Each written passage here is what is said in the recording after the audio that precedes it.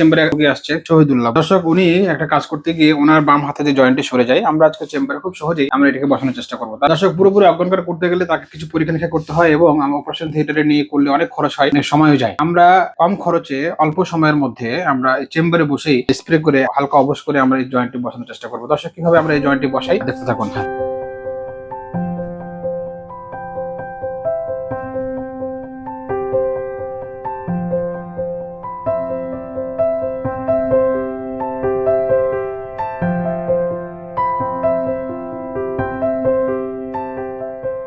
তার এই জয়েন্টটি আমরা তার পূর্বের জায়গাতে বসাতে সক্ষম হয়েছি। দর্শক, আমরা আঙ্গুল দিয়ে টেস্ট করে বুঝতে পারি তার বসে গেছে, এবং আরেকটা যদি টেস্ট করি আমরা, এই হাতটি সে কিন্তু আগে নিতে পারতো না, এখন সে কালকে ধরতে পারে, তার মানে জয়েন্টটি বসে গেছে। দর্শক, এরপরও আমরা একটি এক্সরে করার মাধ্যমে তার এই জয়েন্টটি ঠিক মতো বসলো কিনা এটা আমরা কনফার্ম করবো। দর্শক, এই ধরনের কারো যদি পড়ে গিয়ে কিংবা আঘাত পেয়ে কারো জয়েন্ট সরে যায় কিংবা হাত পা ভেঙে যায়, তাহলে আপনার উদ্বিগ্ন হবেন না, আপনার নিকটস্থ একজন অর্থোপেডিক সার্জনের সাথে যোগাযোগ করুন। দর্শক, ভিডিওটি ভালো লাগলে লাইক এবং কমেন্ট করে জানাবেন, ভিডিওটি শেয়ার করে অন্যকে দেখার সুযোগ করে দিবেন। দেখা হবে পরবর্তী অন্য কোনো ভিডিওতে। সে পর্যন্ত ভালো থাকুন, সুস্থ থাকুন।